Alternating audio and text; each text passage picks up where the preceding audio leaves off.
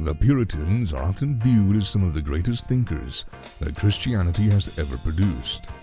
Many of their books are still in print, despite being quite old. This is because their writing contains a depth that few can match. One example of this classic Puritan weightiness can be seen in The Conviction of Hypocrites by David Clarkson. This work deals with the sobering words of Jesus in Matthew 7:22 through 23. Clarkson rightly observes the following from the text: "Many think themselves sure of heaven, when it is sure they shall never come there." Not content with that observation alone, Clarkson probes further. He begins to examine this question: what would cause a person to be falsely assured of his or her salvation? What is the root of presumption? First, people simply do not know about spiritual things. Clarkson titles this section Ignorance and Inadvertency. He says, there are many who know not, or at least consider not, what is necessary to bring a soul to heaven. This would be the most obvious cause of false assurance. In making his point, Clarkson lists spiritual things that many are ignorant of. He writes, "They consider not that there must be regeneration, that there must be a new creation. There must be a universal change in every part of the soul. There must be a holiness in the life, a renouncing of the world, mortification, a taking up the cross."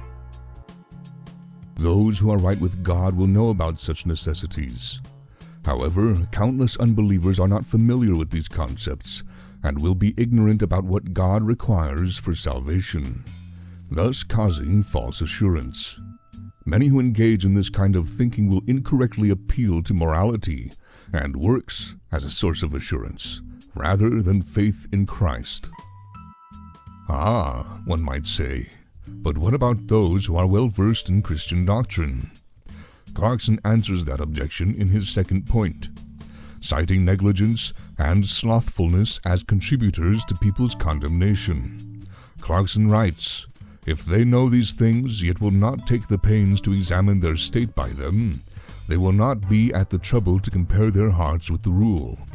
They will not spare a few hours seriously to inquire whether they come up to what the word requires.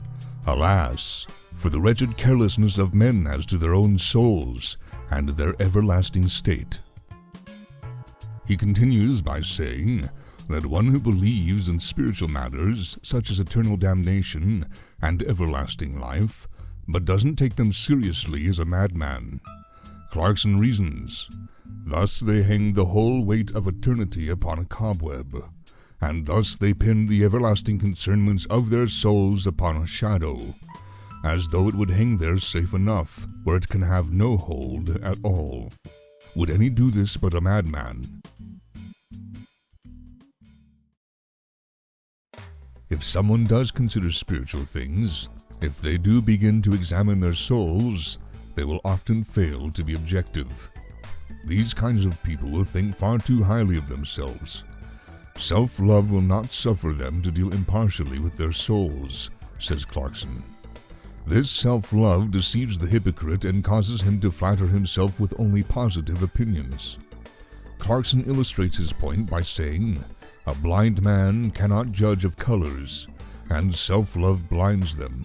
They cannot judge of the complexions of soul, whether the features, the characters of heaven or hell be on it. Satan blinds one eye, and self-love closes the other. No wonder if when they think they shall be safe ashore in heaven, and their feet near the very banks of happiness, at that very moment they are falling into the ditch." Truly, God must open their eyes and remove their blindness if they are to be saved. If someone is able to overcome the first three obstacles and rightly judge himself to be a sinner, there is one final hurdle to be faced. Being able to see oneself as he is, he must now see God clearly. Clarkson says that many fall victim to misapprehensions of God. People will often mistakenly suppose that God is more merciful than he actually is. They think that God will neglect justice in order to issue forgiveness, which he will not. Clarkson characterized such a thought process like this: Though I allow myself in this or that sin, and fall into it now and then, why, it is but a little one, and God is gracious. He is not so strict and rigid as some would make him. People will often assume what God is like based on what they want him to be like, instead of how the Bible describes him. Is the Bible false? Is God a liar? When Jesus said, "I am the way," was he mistaken? We can confidently answer these questions with a no. Therefore, God will not make an exception for anyone and make himself a liar in order to pardon an unbeliever. Faith in Jesus is our only way to heaven. There is no other way.